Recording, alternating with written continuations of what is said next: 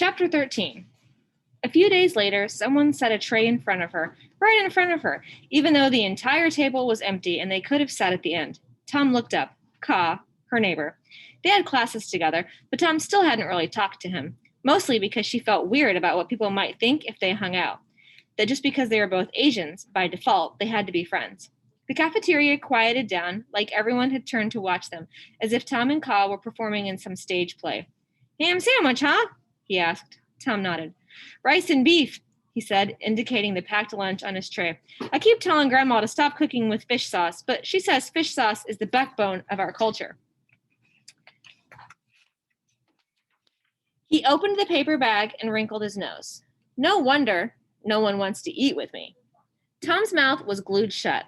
Seconds ticked by, and she couldn't think of a thing to say, even though she knew he was being extra nice.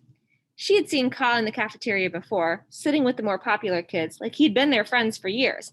So why was he here now, talking to her, lying about not having anyone to sit with? You can just nod, he said, as if reading her mind. He smiled. Or go, So I know you heard me. She nodded. Ugh. He popped the lid off his Tupperware, and the smell of fish sauce wafted out. How come your mom doesn't make you bring Vietnamese food? Because Tom had asked her not to, because Tom thought that not eating rice dishes would make her more normal, because she'd wanted one less thing to be made fun of about. But she didn't want to explain that. She doesn't cook, she said. It's one of the reasons she doesn't have a husband. Ka snorted through a mouthful of rice. What? Tom shrugged. It's just something she said. Her mom always told her to catch a good husband, she had to learn how to cook, and she hates cooking. So she decided she didn't want a husband and had me instead. Wow. He paused. What do you know about your father? I don't have one, Tom said. You mean you don't know who he is? I mean, I don't have one. Tom was usually eager to talk about her father, but that was only with Ma. For some reason, talking about it with Ka was agonizing, especially after the last conversation she'd had with her mom about Ba. Everyone has a father, he said, peering at her. I don't, Tom said, clenching her jaw. Do you? She immediately felt guilty. She was pretty sure he lived with his grandparents. She had seen them exercising a lot, swinging their arms while speed walking up and down the street. They were spiritly for people who looked like they had lived through the Vietnam War, but they were definitely too old to be his parents. Ka nodded, but was stuffing his face so he couldn't answer.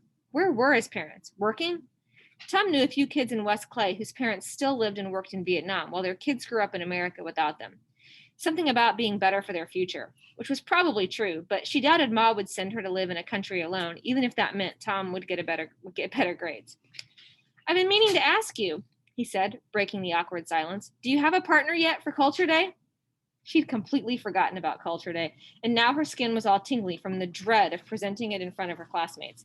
The teacher who came up with the idea must have hated kids and loved seeing them suffer.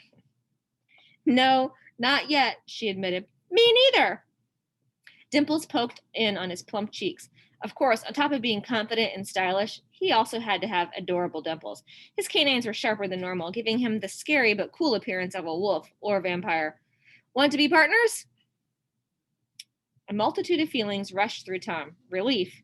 She wouldn't be that loser who had to be assigned a partner. But then suspicion. Why would someone like Ka want to partner with someone like her, the loner sitting at an empty lunch table? She looked down at the few grains of rice that had spilled out of his bento box, and it clicked.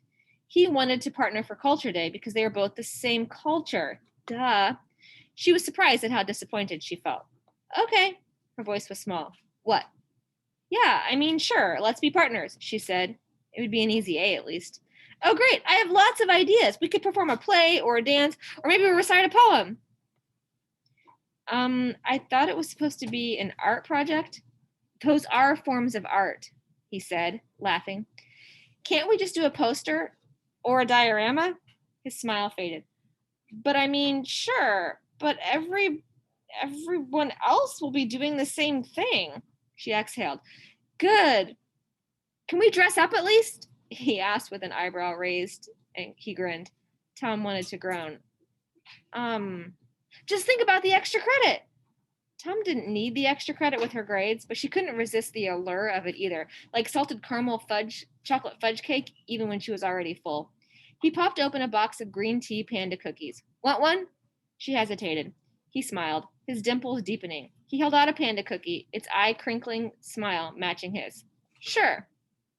That's pretty funny considering he wants to do all of the things that her mom wanted her to do, and she does not want to do them. Maybe the Monkey King was gone for good.